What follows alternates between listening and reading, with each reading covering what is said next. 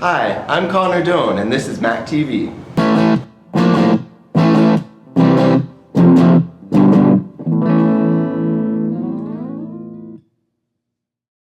Last November, I got up close and personal with the McMaster Chamber Orchestra and their performance on campus in Convocation Hall. They played a beautiful four-piece performance and are just one example of the great musical talent here at McMaster. For over 35 years, the School of the Arts has been presenting concerts at McMaster. We were able to witness Dr. Kinder conduct the McMaster Chamber Orchestra at one of these concerts. All of the School of the Arts performances take place in Convocation Hall, located in University Hall on campus. The space is home to a rich variety of music genres. Jazz, world, and classical music all find a home inside Convocation Hall. Mac TV was able to get an interview with Dr. Kinder to get his thoughts on conducting the orchestra. I've been conducting with the McMaster Orchestra since I came to McMaster. I was actually, part of my job being hired here was to conduct that orchestra. Actually, that was part of my contract.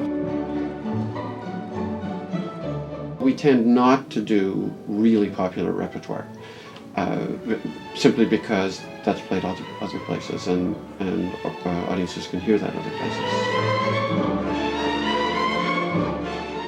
There's a certain amount of skill in trying to put pressure on people to learn the music and to play it well and constantly make it better, without being intimidating and without undermining their sort of personal sense of confidence.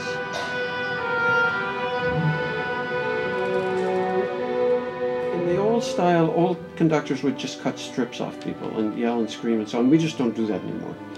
And so it's this way of putting pressure on people, but without being intimidating. I'm very fortunate in that for the last number of years we've had just an amazing number of fine young violinists.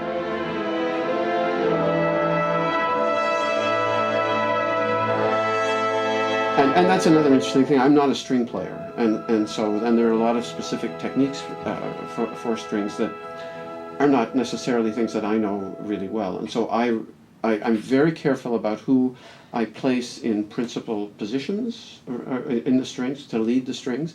I'm very careful about that, and I rely heavily on them. There's that wonderful moment when everything is right together. The shape of the music goes a certain way, and the sense of expressivity is there, and there's that sort of thrill that you feel.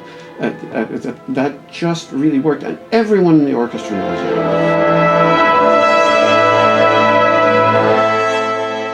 And a conductor friend of mine called that shared eureka experiences. I love that phrase. Shared eureka experience. It happens in every rehearsal, essentially, at some point, and to a greater or lesser degree.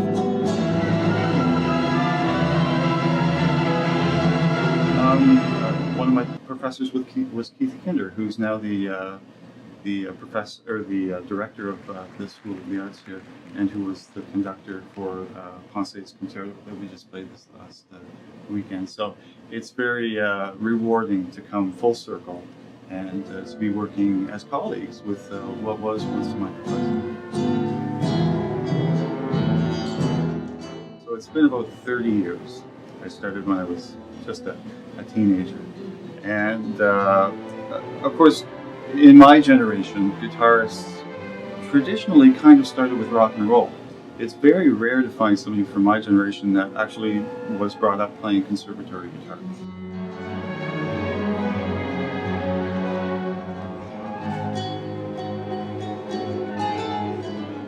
I'm primarily teaching classical guitar. I have private students. We have about 9 in the faculty this year.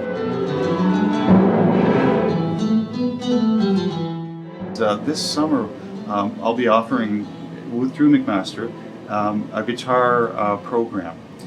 This will be a guitar orchestra program for all Mac students, as well as the music students. But it'll be for kids who are just straight from scratch, who have never played guitar before, as well as those who have played guitar as well. I've come to kind of grasp and understand is that you need to, like the Boy Scouts say, be prepared. So, you know, that's my big thing. I mean, we all get nervous when we're playing and we get up, and that can be a good thing too, because you can do things when you get that adrenaline flowing that you couldn't do, you know, if you're just in your practice room. You have a lot more energy, and so you can play better than you normally would.